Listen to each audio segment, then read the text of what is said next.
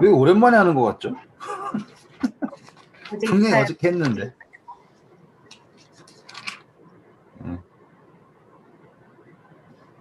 네, 우리 요한복음 9장 맞나요?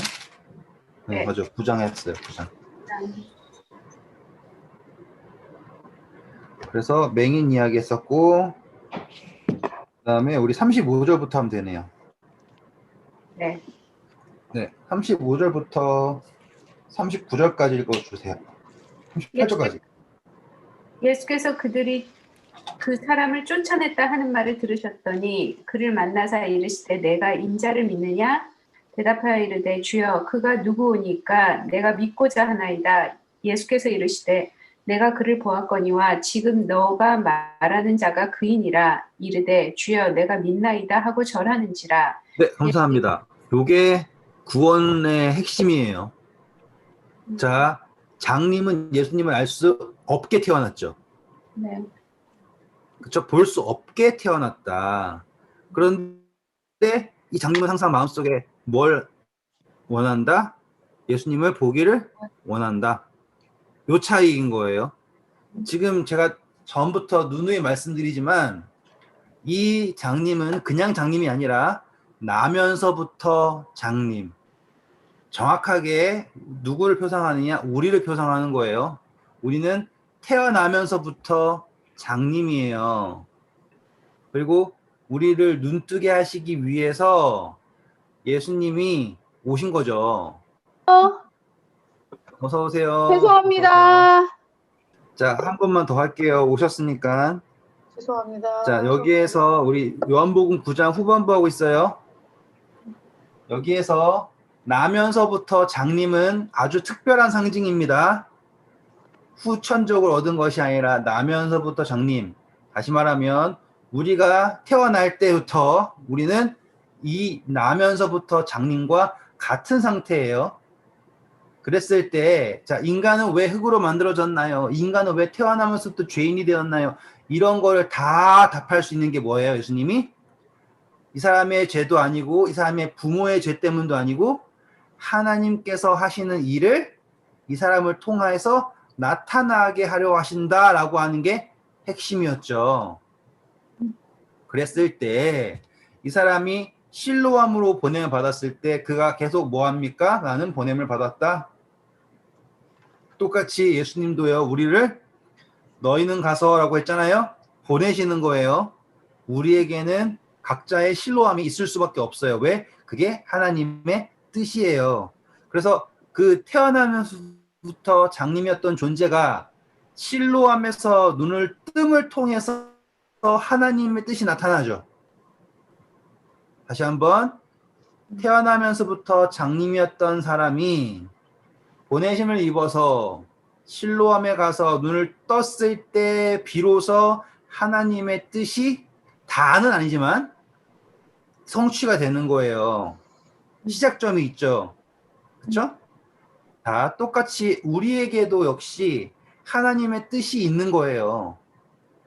우리는 나면서부터 영적인 장님으로 태어났는데, 자, 이제 그 다음의 이야기입니다. 예수님을 만나죠. 사람들은 다 쫓아내요. 뭐까지 부인해요? 너가 장님이었던 것도 조차 부인한다고요. 말씀드렸죠. 이제 예수님 깎아내기 위해서 했던 모든 것들. 그러다가 우리가 했던 게 뭐예요? 와, 신기하다. 이 사람 배우지도 못했을 텐데 어쩜 이렇게 지혜로워졌을까? 이니 집사님 그러셨잖아요. 그게 다 뭐 때문이라고요? 예수님을 만나서 눈이 떠졌다. 그 사실이에요. 예수님을 경험했다라고 하는 그 사실은요. 아무리 글로 갖다 적어놓고 난리를 쳐도 따라잡을 수 없는 경지예요. 그게 예수님을 만났다라고 하는 사실, 눈이 떠졌다라고 하는 경험, 그것이 변화예요. 차이예요. 자, 그랬을 때 이 사람에게 나타나는 모습입니다. 예수님이 내가 인자를 믿느냐? 대뜸 물었죠. 네. 근데 한 번도 들어본 적이 없잖아요. 그런데 대답하여 이르되 주여 그가 누구이시오니까 내가 뭐 한다고 믿고자 하나이다. 이거예요. 자, 그러면 믿고 있다가 중요한 거예요? 아니면 믿고자 한다가 중요한 거예요? 믿고자 한다예요. 예, 자, 믿고 있다라고 하는 건요, 사실상 여러 가지 조건들이 충족돼야지 할 수 있어요. 한 번만 말씀드릴게요. 믿는다라고 하는 건요, 여러 가지 조건들이 충족이 돼야 돼요. 자, 우리 거기에 대해서는 로마서가 아주 자세히 기록하고 있는데, 우리 다 같이 로마서 펴시겠습니다. 10장 13절부터 15절까지 읽어주세요.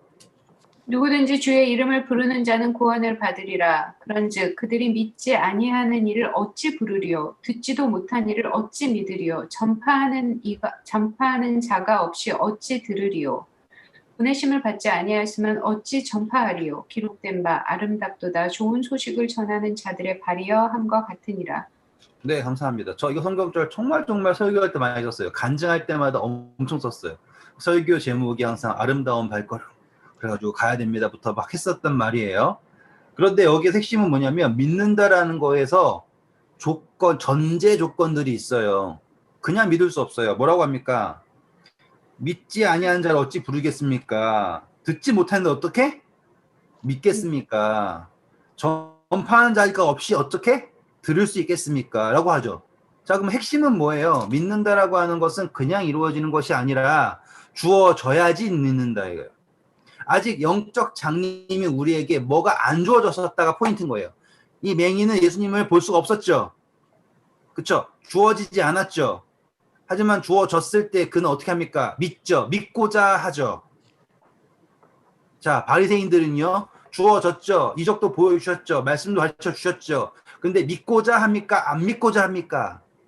믿고자. 네, 요게 이 9장에서 드러나는 핵심적 쟁점이에요. 믿고자 하느냐, 믿고자 하지 않느냐.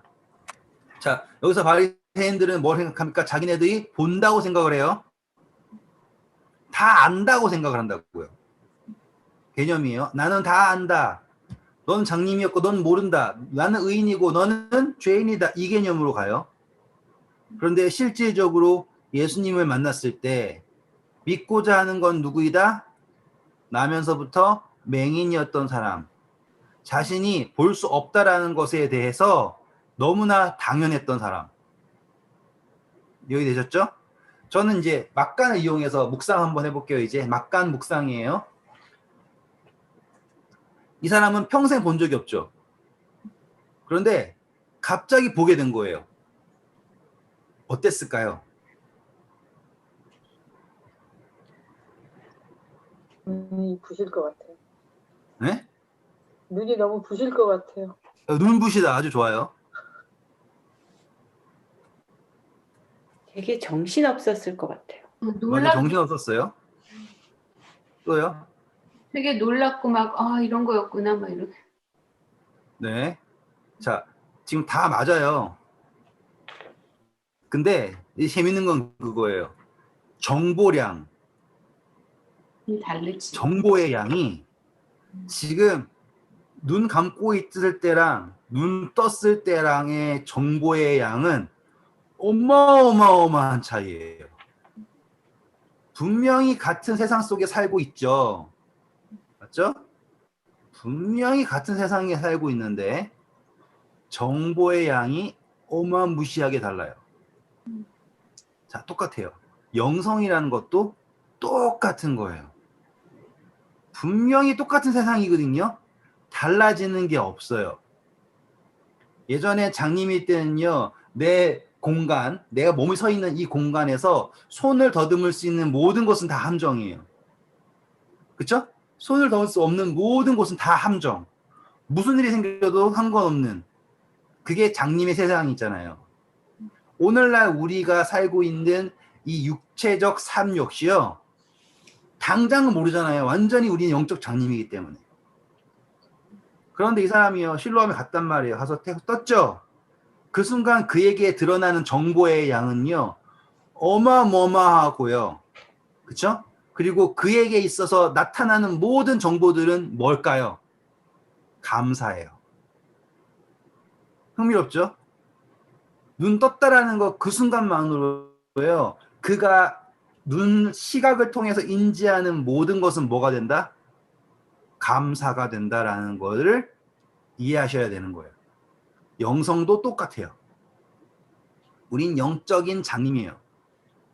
실로하면 우리를 눈뜨게 합니다. 눈뜨게 했을 때 우리는 범사에 감사하라. 아시겠죠? 쉬지 말고 기도하라. 항상 기뻐하라. 그게 납득이 되는 거예요. 그거 안 뜨잖아요? 그럼 대체 감사할 게 뭐가 있다고 감사하라는 거야? 이렇게 가잖아요. 그런데 그 시선이 달라졌을 때, 영적인 눈이 떠졌을 때는 정말 뭐 표현할 방법이 없죠. 뭐 천지, 개벽, 뭐 다 할 수 없어요. 그냥 완전히 달라지는 거예요. 이제는 그전에는 귀가 들었던 것의 본질적 의미도 깨닫게 되는 거잖아요. 이해되셨죠? 자, 그랬는데 이 사람은 뭐 한다 이제? 믿고자 한다예요. 믿고자 한다. 제가 골백 번 강조해도 정말 후회 없을 만큼 중요한 게 믿고자 한다. 믿고자 한다. 주여 내가 믿나이다. 나의 믿음 없음을 돌보아 주옵소서라고 하죠. 왜? 믿을 필요가 있죠. 그렇죠? 제가 야이로의 딸 이야기할 때도 이 딸이 죽었죠. 이 야이로는 딸이 살아야 되죠. 그럼 뭐 해야 돼요? 믿어야만 해요. 지금 믿음이라고 하는 건요. 계속 지금 제가 뭐랑 연결시키고 있는 줄 아시겠죠? 필요예요. 필요. 그래서 믿음은 바라는 것들이라는 거죠. 믿음은 뭐다? 바라는 것들의 실상이요. 보이지 않는 것들의 증거다. 자, 먼저 바란다라는 게 중요한 거예요. 그런데 인지하지 못하면 바랄 수 있는가? 바랄 수 없죠. 어떻게 생판 모르는 걸 바랄 수 없잖아요. 그거를 깨닫게 하시는 거예요. 더듬어 찾게 하시는 분이 누구냐? 바로 예수님이에요. 자, 다시 한번 얘기할게요. 이제 똑같은 이야기지만 조금 뉘앙스가 달라요. 어떤 사람이요. 개차반처럼 살았어요. 그렇죠? 근데 우리 입장에서는 바리새인처럼 저 사람 저렇게 살았니 이렇게 한다고요. 근데 예수님 입장에서는요. 그 사람이 그렇게 산 거는 이유가 뭐예요? 영적인 장님이기 때문이에요. 그렇죠? 충분히 뭐 할 수 있는 거예요? 설명이 할 수 있는 거예요. 그렇죠? 이해가 되는 부분인 거예요. 그런데 이제 그의 마음속에 자, 눈을 떴다가 중요한 건가요? 아니면 그의 마음속에 믿고자 하는 게 중요한가요? 믿고자 하는 것이 중요한 거예요. 여기가 이 9장의 분기점입니다. 똑같이 오늘날 우리가 가지고 있는 신앙에도 분기점이에요. 우리 마음속에 믿고자 하느냐라는 게 바로 예수님의 주시는 생명의 씨앗의 핵심인 거예요. 자, 돌아오겠습니다. 자, 39절부터 보세요. 예수께서 이르시되 내가 심판하러 이 세상에 왔으니 보지 못하는 자들은 보게 하고 보는 자들은 맹인이 되게 하려 함이라 하시니 계속 읽으세요. 바리새인 중에 예수와 함께 있던 자들이 이 말씀을 듣고 이르되 우리도 맹인인가? 예수께서 이르시되 너희가 맹인 되었더라면 죄가 없으려니와 본다고 하니 너희 죄가 그대로 있느니라. 네. 자, 뭐 한다고 하니? 본다고 하니. 본다고 하니 너희 죄가 그대로 있다. 이거죠. 자, 이제 성경적 몇 개 찾고 이제 9장을 마무리할게요. 일단은 맹인에다가는요. 이사야서 42장 19절 적어주세요. 이사야서 42장 19절. 이거는 뭐 장님 나오면 늘 찾던 성경절이에요. 읽어주세요. 맹인이 누구냐? 내 종이 아니냐? 누가 내가 보내는 내 사자같이 못 듣는 자겠느냐? 누가 내게 충성된 자같이 맹인이겠느냐? 누가 여호와의 종같이 맹인이겠느냐? 네, 맹인 나오면 항상 이성격절 찾으시면 돼요. 상징적인 거예요.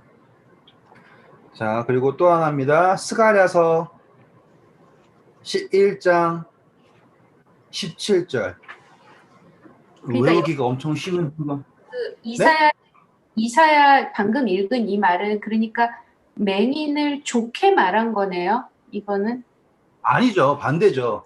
지금 내 택한 종들이 지금 어떤 꼴인 거예요? 완전히 맹인처럼 굴고 있다 이거예요. 맹인처럼 굴고 있다. 맹인이 눈 뜬 게 아니고 오케이 알겠습니다. 네. 여기는 부정적 표현인 거예요. 지금 빛을 가진 사람들인데 어떤 상태로 있는 거예요? 맹인인 상태가 있는 거예요. 하나님의 종인데 왜 맹인처럼 구냐 이거죠. 맹인이 맹인을 이끈다 이런 표현이 한 거 그거예요. 자, 스가랴서 11장 17절. 화 있을진저 양떼를 버린 못된 목자여 칼이 그의 팔과 오른쪽 눈에 내리니 그의 팔이 아주 마르고 그의 오른쪽 눈이 아주 멀어버릴 것이라 하시니라.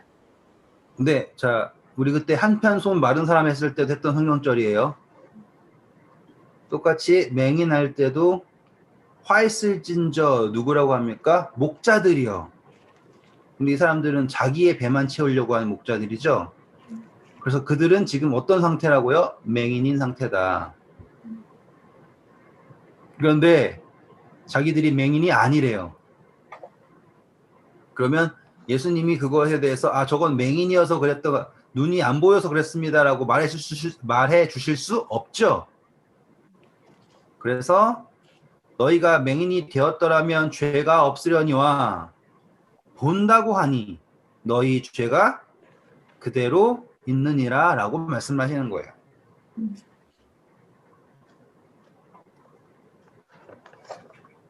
자, 그러면 우리가 드디어 9장을 마무리를 했습니다. 그런데 9장을 마무리하면서 아주 새로운 사실은 아니지만 다시 한번 짚고 넘어가게 된 거죠. 그건 뭐냐면 현재의 어떠한 상태가 중요한 게 아니라는 거죠. 뭐가 중요하다? 믿고자 한다라고 하는 거예요. 왜? 바꾸는 건 누가 해주시면 되니까 샘을 주시는 예수님 하면 되는 거잖아요. 이해되셨죠? 결국의 핵심은 예수님이 내 안에서 일하게 하고자, 다시 말하면 그분이 내 안에 오셔서 일하게 하는 것을 허락하고자 하는 마음. 그게 중요한 거죠. 스스로 완전하게 하고자 하는 마음이 아니라.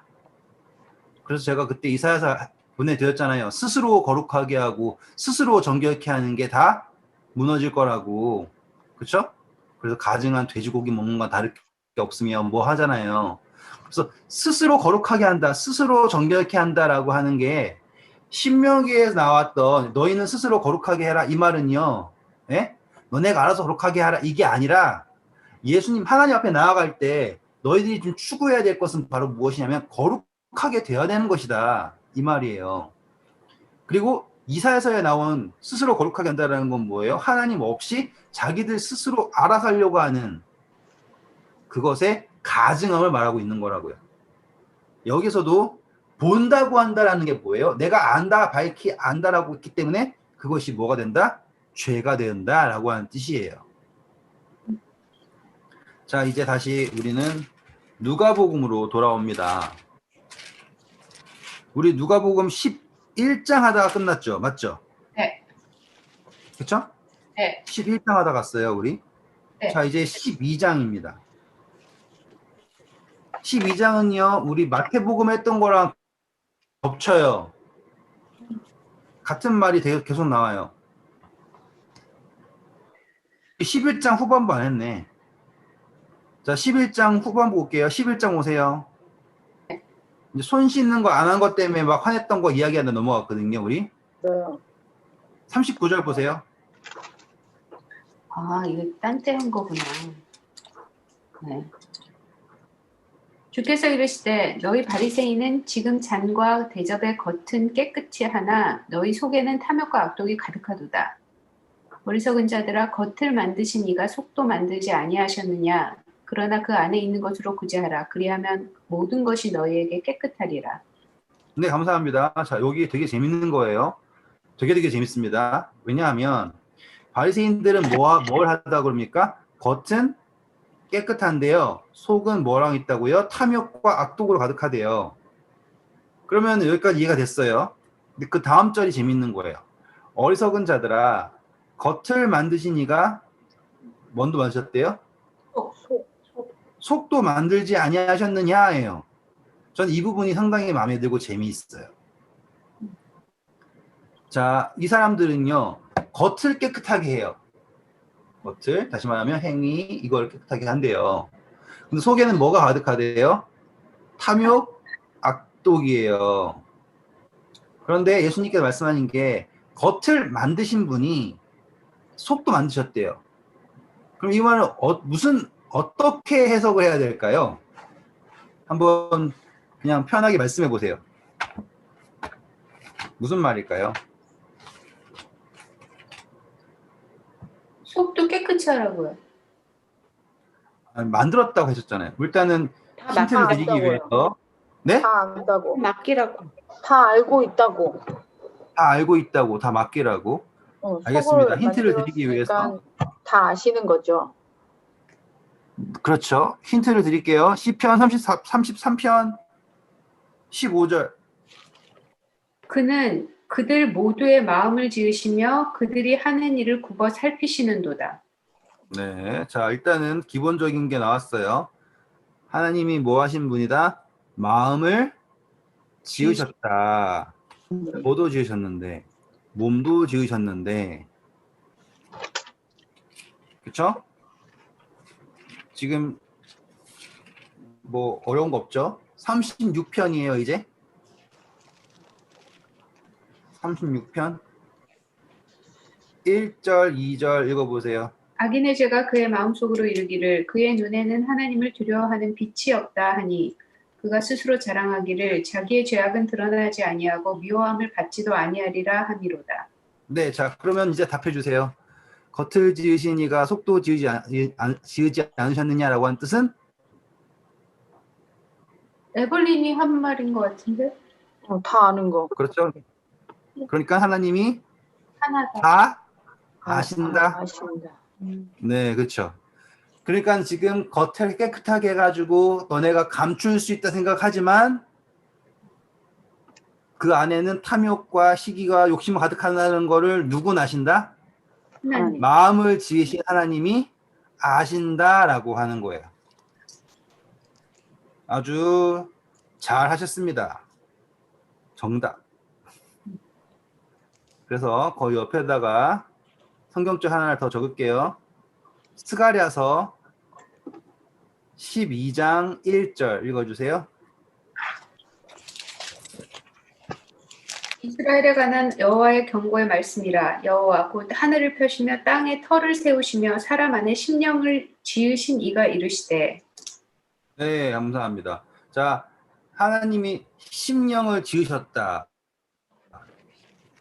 하나님이 뭘 지으셨다?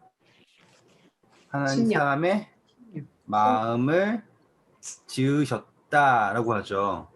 근데 전 여기에서 이 강조점이 너무너무 좋아요.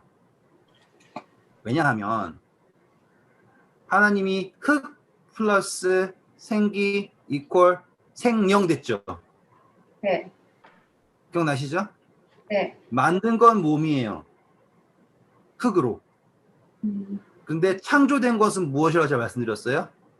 우리의 마음, 자아잖아요. 그렇죠?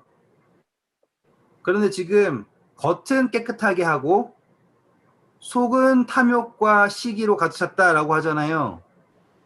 그렇다라는 건 지금 뭐가 문제인 거예요? 하나님께서 지으신 것, 창조하신 것을 더럽히고 있는 것은 누구다? 바로 이 바리새인들이다 이거예요. 아주 똑같은 논리예요. 다 알고 계시는 논리인데 그분이 지으신 것이 무엇이냐라는 관점을 봤을 때요. 이 이야기가 상당히 큰 의미를 갖는 거예요. 자, 다시 누가복음 11장으로 올게요. 제가 다시 읽겠습니다. 후반부. 바리새인은 지금 잔과 대접의 겉은 깨끗하나 너희 속에는 탐욕과 악독이 가득하도다. 이렇게 되는 거죠. 그러면 그 하나님께서 창조하신 것이 그들 안에 있습니까? 없습니까? 없다가 되는 거예요. 두 가지가 되는 거죠. 그렇죠? 하나님께서는 모든 것을 선하게 하셨잖아요. 그런데 하나님께서 창조하신 선은 없고 뭐로 채워져 있다? 탐욕, 악독으로 채워져 있습니다. 41절 한번 읽어주세요. 그러나 그 안에 있는 것으로 구제하라. 그리하면 모든 것이 너희에게 깨끗하리라. 네, 감사합니다. 자, 그 사람들 안에는 뭐가 있어요? 예수님이 없죠. 탐욕하고 악독이 있죠. 탐욕하고 악독으로 구제할 수 있나요? 아니요? 없죠. 자, 그러면 이 말은 무엇일까요? 예수님으로 구제하라. 그 당연히 정답이죠. 당연히 정답인데 그러니까 못 깨끗해진다고요. 그렇게 자, 하면 이거랑 똑같은 이야기는요. 똑같은 이야기는 부자 법관이 왔죠. 예수님한테 무릎 꿇고서요. 예? 선한 선생이여 내가 어떻게 하면 영생 얻겠습니까? 라고 얘기하니까 예수님이 그를 사랑하사 그에게 이르시되 너에게 한 가지 부족한 것이 있으니 뭐라고 그럴게요? 이거 다 팔아서 가난한 사람한테 나눠줘. 네, 맞아요. 지금 너의 안에 있는 것으로 빼서 구제하라고 하는 건 뭐예요? 탐욕, 악독이죠. 그거를 빼서 구조하래. 사실 탐욕이라는 게 내 안에 있으면 탐욕이거든요. 근데 그걸 빼내는 순간 뭐가 되는 거예요? 탐욕이 더 이상 아니게 되는 거죠. 그러면 거기 안에 뭐가 들어올 수 있는 거예요? 예수님. 조지사님 말씀대로 성령님이 들어오실 수 있는 방도가 되는 거잖아요. 그렇죠? 그래서 이걸로 구제를 한다라고 하는 게 내 안에 있는 뭐 가득 찬 거 뭐밖에 없는데 탐욕이랑 악독밖에 없잖아요. 내 안에는. 하지만 그걸로 뭘 할 수 있게 하셨다는 거예요, 지금? 그치. 오히려 구제를 할 수 있게 하신 거예요. 근데 그것을 통하면 탐욕, 내 안에 있을 때 탐욕이에요. 뭐 하고. 그렇죠? 그런데 그게 나와면 뭐가 되는 거예요? 구제가 돼요. 그렇죠? 반대가 되니까. 그랬는데 그렇게 되면 뭐가 된다? 겉과 안 모든 것이 뭐 하게 된다? 너희에게 깨끗하게 된다예요. 자, 근데 여기에서 포인트는요. 모든 것입니다. 이게 어떤 의미냐면 너의 안과 밖이 깨끗하게 된다가 아니에요. 모든 것은요. 정말로 말 그대로 모든 것이요. 영어 버전 보세요. Everything will be clean for you예요. 그전에는 내가 탐욕과 악도에 가득하잖아요. 그럼 항상 판단이 어떻게 돼요? 이게 깨끗한가 더러운 걸 판단하죠. 나한테. 그런데 이게 반대가 되잖아요. 그러면 어떻게 되는 거냐면 모든 것이 나에게 깨끗하게 된다예요. 그렇다고 해서 부정한 것도 깨끗해 이게 아니에요. 내가 지금 방향이 어떻게 됐기 때문에 남한테. 예, 맞아요. 그래서 예수님에게도 우리가 그분에게 있어서 가장 가증한 게 다 우리 거 아니에요. 어떻게 따지면. 하지만 그분은 방향이 이렇게죠. 그렇죠?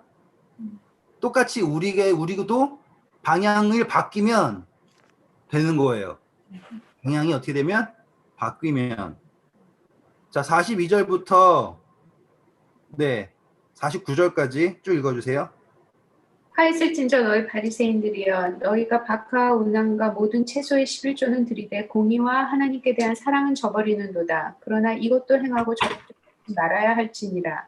화 있을진저 너희 바리새인들이여 너희가 회당의 높은 자리와 시장에서 문안받는 것을 기뻐하는도다. 화 있을진저 너희여 너희는 평토장한 무덤 같아서 그 위를 밟는 사람이 알지 못하느니라. 한 율법교사가 예수께 대답하여 이르되 선생님 이렇게 말씀하시니 우리까지 모욕하시니이다 이르시되 화 있을진저 또 너희 율법교사여 지기 어려운 짐을 사람에게 지우고 너희는 한 손가락도 이 짐에 대지 않는도다. 화 있을진저 너희는 선지자들의 무덤을 만드는도다. 그들을 죽인 자도 너희 조상들이로다. 이와 같이 그들은 죽이고 너희는 무덤을 만드니 너희가 너희 조상의 행한 일의 증인이 되어 옳게 여기는도다. 감사합니다. 자, 여기 보면 화 있을진저 장이에요. 그리고 언제까지냐면 52절까지 나와요. 화 있을진저라고 하는 게. 근데 여기서 우리가 봐야 할 것은요. 자, 화 있을진저 뭐뭐뭐뭐야. 화 있을진저 뭐뭐뭐뭐야 라고 나오죠. 그러면 이제 그냥 아주 간단한 접근이에요. 그냥 반대로 놓으시면 반대의 정의가 나와요. 우리 공부할 때 참의 반대는 역이라 그러고요. 그렇죠? 그거에 또 반대는 이라 그러고 그 다음에 반대를 대우라 그래요. 역이 대우. 제가 영어로 어떻게 되는지 모르겠어요. 영어로도 모르겠고 한국말로 역이 대우라고 해가지고 돌리거든요. 이렇게. 자, 여기에서 화 있다라고 했죠. 근데 예수님이요, 우리가 그 전에 공부했던 건 뭐뭐뭐뭐 하는 사람은 복이 있나니 기억나시죠? 그쵸? 네. 여기 보면은 woe to someone. 그 다음에 팔복은 뭐라 그래요? blessed is the one 라고 나오죠. 이렇게. 이게 반대인 거예요. 이렇게. 그런데 이제 흥미로운 점은 팔복은요. 뭐뭐 하는 자는 복이 있나니 이렇게 가요. 심령이 가난하다라고 하는 사실로 가요. 이렇게. 그러니까는 상태, 감정적인 상태 있죠. 이 감정의 상태, 애통, 그렇죠? 온유, 의에 줄이고 목마른 것 이렇게 감정의 상태로 가요. 근데 여기 화 있는 건 어때요? 뭘로 가나요? 이미 와 있는 거. status. 보시면 다 내면이 아니라 다 어디로 가 있어요? 보세요. 화인 상태. 다 외부의 행위들이죠. 네. 그렇죠. 11조 내고 뭐 하고 그렇죠? 높은 자리에 앉으려고 그러고 지금 복 있는 자들은 다 어디에 있는 거고요? 내면에 있는 거고요. 그렇죠? 불쌍히 온유 막 하는 거 다 내면이잖아요. 근데 화 있는 거는 다 뭐만 나오는 거예요? 밖에만 나와요. 오해면. 그렇죠? 근데 뭐가 없어요? 내 안에가 하나도 없는 거예요. 그리고 그들의 행위는 다 뭐가 문제다? 다 문제가 있죠. 행위가 다. 그런데 핵심적으로 문제는 뭐예요? 그 안에 뭐가 없어요? 예수 그리스도가 없는 거예요. 여기까지 오셨죠? 자, 일단은 여기까지 오셨으니까 이제 49절 하시면 이해가 되실 거예요, 이제. 그러므로 읽어주세요. 하나님의 지혜가 일렀을 때 내가 선지자와 사도들을 그들에게 보내리니 그 중에서 덜어는 죽이며 또 박해하리라 하였느니라. 쭉 읽어주세요. 창세 이후로 흘린 모든 선지자의 피를 이 세대가 담당하되 곧 아벨의 피로부터 제단과 성전 사이에서 죽임을 당한 사가랴의 피까지 하리라. 내가 너희에게 이르노니 과연 이 세대가 담당하리라. 요 말을 모르겠어. 이 세대가 왜? 걱정하지 마세요. 그거 하려고 온 거니까 쭉 읽으세요. 화 있을진저 너희 율법 교사여 너희가 지식의 열쇠를 가져가서 너희도 들어가지 않고 또 들어가고자 하는 자도 막았느니라 하시니라. 네, 감사합니다. 여기까지예요. 이제 결론으로 마지막. 이 율법 교사들은 뭘 가지고 있다? 지식의 열쇠. 네, 지식의 열쇠. 지식의 열쇠는 당연히 말씀이겠죠, 여기에? 네. 그 당시에 모세오경과 선지서들이 있었지 않습니까? 그거를 다 가지고 있으면서도 뭘 아는 지식일까요? 예수님을 아는 지식이에요. 네. 예수님을 아는 지식을 가지고 있으면서도 뭘 하지 않는다? 들어가지도 않고 들어가고자 하는 자도 막고. 그렇죠. 정답입니다. 자, 성경적 찾을게요, 이제. 우리 그 성경적 아세요? 하나님을 아는 지식. 그런 말 있죠. 그렇죠. 호세아서입니다. 4장 6절. 1절하고 6절 읽어주세요. 1절하고 6절. 이스라엘 자손들아 여호와의 말씀을 들으라. 여호와께서 이 땅 주민과 논쟁하시니 이 땅에는 진실도 없고 인애도 없고 하나님을 아는 지식도 없고 내 백성이 거기서 멈출게요. 요게 다 뭐랑 똑같은 거예요? 요 바리새인들의 화했을진저라고 하는 이야기와 똑같은 거예요. 그리고 6절이에요. 내 백성이 지식이 없음으로 망하는도다. 내가 지식을 버렸으니 나도 너를 버려 내 제사장이 되지 못하게 할 것이요 네가 네 하나님의 율법을 잊었으니 나도 내 자녀들을 잊어버리리라. 근데 요 상태가 바로 이 화했을진저 시리즈의 적용이 되는 게 바로 여기에요. 누굴 버린 상태예요? 하나님을 버린 상태인 거예요. 그래서 거기에는 뭐도 없어요. 지식도 없은더러 인애도 없어요. 사랑도 없는 거예요. 여기까지 오셨죠? 그리고 너희가 말씀을 상고하거니와 이 말씀은 곧 누구를 가리켜 말씀한 거라 그랬어요? 예수님이요? 나. 예, 예수님을 가르쳐 주는 거잖아요. 그쵸? 영생을 얻기 위하여 말씀 상고하거니 요한복음 그러잖아요. 이게 바로 지식의 열쇠는 누군데? 예수 그리스도잖아요. 그런데 스스로 뭘 버린 거예요? 예수 그리스도를 버린 거죠. 그쵸? 자, 그 행위들이요. 마음속에 있는 행위, 그 성향이요.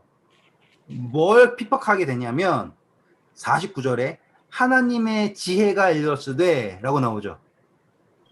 네. 그래서 누굴 핍박합니까? 선지자들과 하나님의 보내신 선지자들을 핍박하는 거예요. 다시 말하면 하나님께로부터 보냄받은 자들을 핍박을 하게 되는 거예요. 네. 뭐가 없으니까, 지식이 없으니까. 그래서 그것들이 결과론적으로 누구에게까지 온 거예요? 누구까지? 지금까지. 누구를 죽이는 것까지? 예수님. 네, 맞아요. 그거예요. 이제 누구를 죽이는 것까지 오는 거라고요? 예수님을 죽이는 것까지 오는 거예요. 그래서 이제 50절부터 읽을게요. 창세 이후로 흘린 모든 선지자의 피를 이 세대가 담당하되 라고 하죠. 자, 이게 왜 그러냐? 아벨의 피로부터라고 나오죠? 이게 바로 첫 번째 순교자죠. 네. 네. 그리고 순교자들이 쭈르르르륵 있었죠. 그리고 언제까지 순교자가 있었다라고 하냐면 사가랴라고 하는 사람이 제단의 사이에서 죽었어요. 이게 순교자의 대표들이에요. 순교자들의 대표. 더 있었겠지만 성경에 기록된 순교자들의 대표예요. 예수님은 누굴 상징해요? 순교자시죠. 순교자의 대표시죠. 아벨도 가인에 의해서 죽었죠. 순교자잖아요. 그리고 아벨이 아벨의 동생의 피가 신원한다라고 하는 게 방향성이 누구였어요? 가인을 살게 했잖아요. 우리 공부했었죠? 지금 똑같이 이 순교자의 피를요, 이 세대가 뭐 한대요? 담당한다. 자, 이 의미는 요 세대가 그것을 다 책임진다가 아니에요. 오해하시면 안 돼요. 이 세대가 그걸 다 책임진다가 아니라 그것에 대한 결과물을 보는 거예요. 다시 한번 말씀드릴게요. 자, 순교자들 왜 다 죽였을까요? 그 안에 사단의 영향이 있겠죠. 누구를 미워하는? 예수님을 미워하는. 그게 나타나는 거잖아요. 그래서 계속 악인들이 누구를 죽여요? 하나님께로부터 보냄받은 선지자들을 죽이려고 그래요. 사울이 다윗을 죽이려고 그런 것처럼. 이해되시죠? 야곱의 아들들이 요셉을 죽이려고 든 것처럼 모든 그 믿음의 계보들은 다 어떠한 위협 속에 계속 있어요? 죽음의 위협 속에 있고, 특별히 순교자들은 다 누구를 상징하는 거예요? 예수님을 상징하는 거죠. 근데 그 정신이 쫙 모여가지고 절정을 이루어 가지고 한 행동이 누구를 십자가에 다는 거라고요? 예수님을 십자가에 다는 거예요. 그런데 정말 중요한 것은 이전에 아벨이 핍박당했을 때는 가인이 알고 있는 게 있었어요? 없었어요? 몰랐잖아요. 뭐 기록도 없었고요. 그쵸? 하나님이 경고하긴 했지만 없었잖아요. 그쵸? 쭉 갔다고 쳐요. 그런데 이제 예수님이에요. 예수님은 성경에 예언된 대로, 다시 지식의 열쇠에 예언된 대로 오셨어요. 그렇죠? 그리고 지식의 열쇠에서 기록된 모든 예언을 성취시키셨어요. 그리고 다 보이셨죠? 그런데 뭐라고요? 그럼에도 불구하고 가인으로부터 시작된 그 정신이, 아시겠죠? 순종이 없고 겉만 깨끗한, 가인의 제사가 그거잖아요. 순종이 없고, 그렇죠? 모양만 있는 거잖아요. 자기의 업적만 있는 제사를 드리잖아요. 똑같이 바리새인의 정신도 뭐예요? 순종은 없어요. 뭐만 있어요? 나의 업적만 있는 거잖아요. 그리고 남을 누르기는 하고요. 그 정신이 이제 절정에 이르러서 누구를 십자가에 못 박는다? 예수님을 십자가에 못 박는다. 바로 이것이, 그것을 이 세대가 담당한다라고 하는 거예요. 모든 책임 이 세대가 진다가 아니라. 이해되셨죠? 네. 그래서 이 지식의 열쇠를 가진 율법 교사들이 자기네들도 들어가지도 않고요. 뭐라고 있습니까? 들어가려고 하는 사람들을 막고 있대요. 그런데 정말로 가책이 느껴지지만 어쩌면 우리도 이러고 있을지 몰라요. 지금 다른 사람들은요, 장님이에요. 그래서 못 봤어요. 모르고 있는 것 뿐이라고요. 근데 하지만 그들 안에는 믿고자 하는 마음이 있다라는 거는요, 누가 알아요? 그쵸? 예수님 찾는 것은 뭐예요? 신령과 진정으로 믿고자 하는 사람들이 있다면 그들은 구원받는 거란 말이에요. 그런데 정작 그들을, 예수님에게 오는 것을 막고 있는 게 누구인가? 바로 바리새인과 율법교사래요. 그게 어쩌면 우리일 수도 있다 이거죠. 중요한 거예요. 본다고 하니까 너의 죄가 그대로 있다라고 하는 말씀이 오늘 우리에게 적용이 될 수 있다 이거죠. 왜? 거기 있는 사람들은 다 내 마음이에요. 온유하고, 그쵸? 모든 것들이 나의 마음이에요. 근데 마음이 채워지지 않은, 성령으로 채워짐 받지 못한 그리스도인들은 꼭 누구처럼 행동을 하냐면 이 바리새인과 율법 교사처럼 행동을 하는 거죠. 바리새인이 화 있을 진저 들을 때 율법 교사들은 가만히 있었어요. 그런데 갑자기 말이 조금 비뚤어져가지고 자기들한테 하니까는 어이 그러면 우리한테도 뭐라는 거 아닙니까? 조심하세요. 그러니까는 예수님이 화 있을진저 율법 교사 하니까는 막 화를 내요. 다시 말하면 뭐예요? 남들 까이는 건 상관없어요. 내가 하면 안 돼요. 이런 논리로 서로가 서로를 물고 물으면서 뭐만 하는, 겉만 번지르르하게. 그래서 아까 시편 기자가 이거 말했죠. 악인이 이르기를 아무도, 내가 나쁜 짓 한 거 아무도 모를 거야 라고 하는 생각만 가지고 자기의 겉만 덮으려고 하는. 그래서 예수님께서 말씀하시는 게 뭐예요? 내 속에 있는 것으로 구제하라. 네. 그리하면 모든 것이 너에게 깨끗해질 것이다. 그런데 우리 어디 있다고요? 그 바리새인의 그 상태 있죠. 맞고서는 율법교사 상태 있죠. 안 돼. 이거 안 하면 안 되는 거야. 마치 예수님 만나려고 하면은 엄청나게 많은 시험 문제를 다 통과해야지. 마치 대학교 들어가려면 초등학교부터 들어가야 돼. 그리고 뭐 해야 돼, 뭐 해야 돼, 뭐 해야 돼. 이거를 다 만들어 넣어가지고 천국 문 막고 있는 사람이 혹시 우리가 아닐까라고 하는 생각을 해봐야 될 것 같아요. 그쵸? 참 저도 얘기하면서 저는 안 그러려고 되게 노력을 하거든요. 그런데 이게 노력한다고 되는 건 아닌 것 같아요. 그렇죠? 그냥 딱 보면은 그냥 마음속에 벽이 팍 서요. 그냥 나중엔 더 그러게 될지 모르지만 힘들어요. 네. 그러기 위해서는 참 많은 이거는 노력의 범위인 것 같아요. 노력의 범위인 것 같아요. 당연히 예수님이 해주시는 거 있지만 우리가 스스로 해야지. 안 그러면 걷잡을 수 없이 날아가 버려가지고 나중엔 재판관이 돼 있을 거 아닙니까 우리가. 아주 예수님 재림하실 때 대신 재판하고 있을 거예요 아마. 네.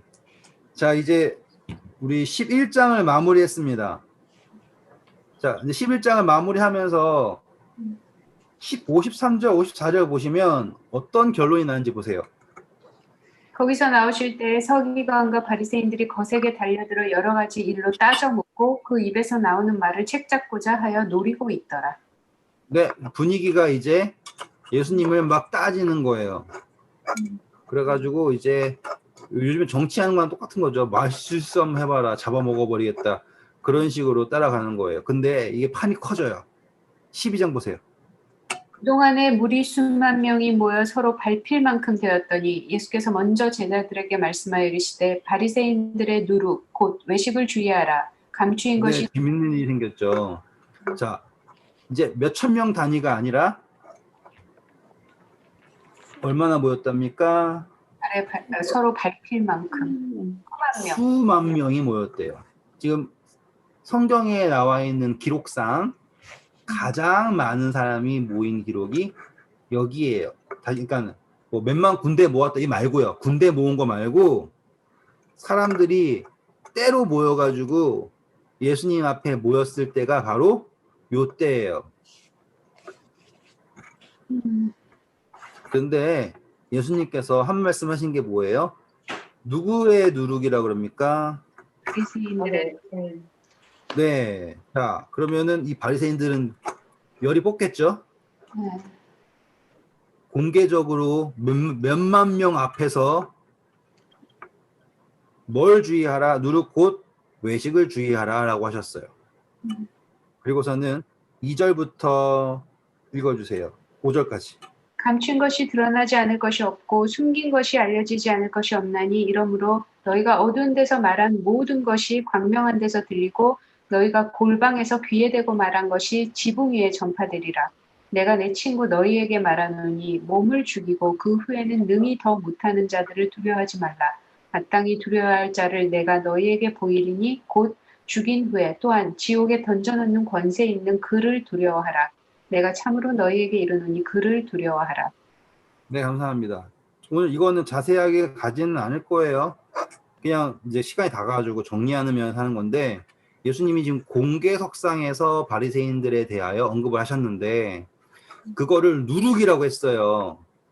이제 누룩이라고 하는 게 누구를 두려워해서 나타나는 거다라고 나오는 겁니까? 사람. 네, 맞아요. 지금 그게 포인트예요. 누룩은 성경에서 죄를 상징을 하죠. 네. 그쵸?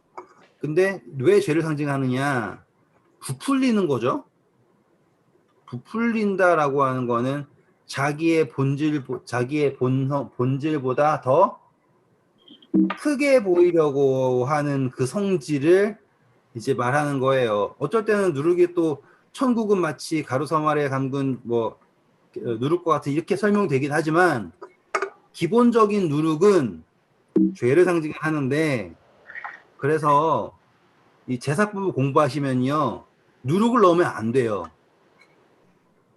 그리고 또 6월절에도 떡을 먹어야 되는데 뭘 넣지 않은 떡? 누룩을 넣지 않은 떡. 이거는요 단순히 급해가지고 발효를 못해서가 아니라 우리가 하나님의 백성으로 나올 때는요 나를 부풀려서 나와야 돼요? 아니면 있는 모습 그대로 나와야 돼요? 이 말이에요. 내가 하나님께로 나올 때는 나를 와 이렇게 해가지고 나는 이렇습니다 하고 오는 게 아닌 거라 누룩 없이 나는 그대로입니다. 그래서 무교절이에요. 무교절. 있는 모습 그대로 그분에게 나아가야 된다예요. 그런데 바리새인들의 외식은, 바리새인들의 누룩은 누구에게 나아가기 위한 누룩이냐? 하나님이 아닌 사람에게 나아가기 위한 누룩이다. 왜? 그들은 누구를 더 두려워하니까? 사람을 더 두려워하기 때문입니다. 이렇게 되는 거죠. 우리 이제 목요일 날 보면 이제 앞에 후의 이야기를 나갈 거예요. 그런데 이 후의 이야기를 가잖아요. 그러면 이제 좀 재밌어지는 게 마태복음에 있는 이야기랑 똑같은 이야기거든요.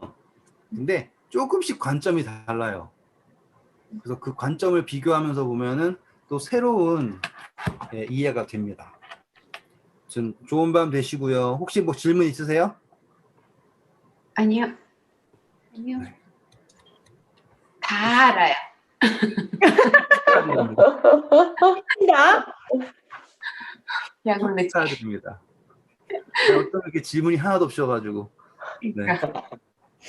알겠습니다. 좋은 고맙습니다. 밤 되시고요. 네. 네. 감사합니다.